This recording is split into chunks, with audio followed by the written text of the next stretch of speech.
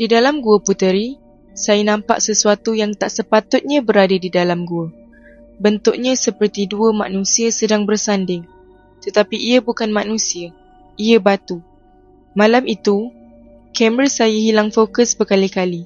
Seolah-olah ada sesuatu yang tak mahu dirakam.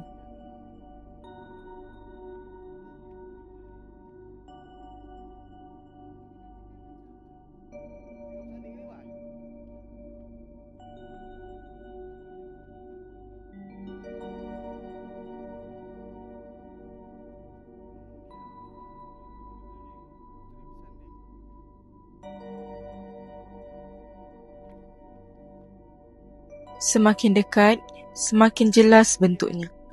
Dua susuk, seorang seperti puteri, seorang seperti pahlawan. Masing-masing seolah berada dalam posisi bersanding. Tapi yang paling pelik, bentuk itu hidup dalam bayang cahaya. Berubah sedikit bila dipandang lama, seakan bernafas. Saya cuba rakam, tapi kamera kabur. Noise naik, fokus hilang. Sedangkan sebelum itu, semua rakaman stabil dan jelas. Orang lama bercerita, Gua Puteri ini asalnya tempat seorang puteri disorokkan oleh pengikutnya ketika berlaku perang kecil antara manusia dan makhluk rimba. Ada yang kata, puteri ini dijaga oleh makhluk halus, bukan untuk disembah tetapi untuk dilindungi daripada ancaman manusia.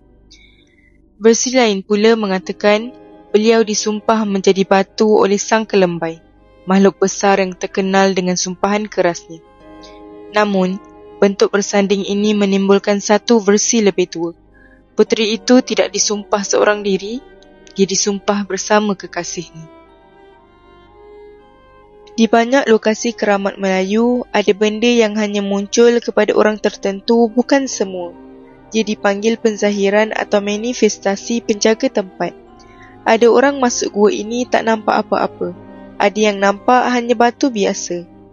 Tetapi bila seseorang yang hatinya sedang resah, lelah atau terbuka masuk tempat-tempat begini, kadang-kadang menyapa. Kamera yang hilang fokus itu bukan kebetulan. Dalam alam Melayu, bila ada energi tua, teknologi moden selalu kalah.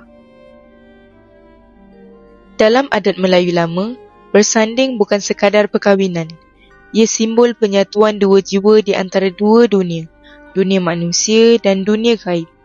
Jika betul bentuk ini adalah puteri dan kekasihnya, maka Gua Puteri bukan gua biasa.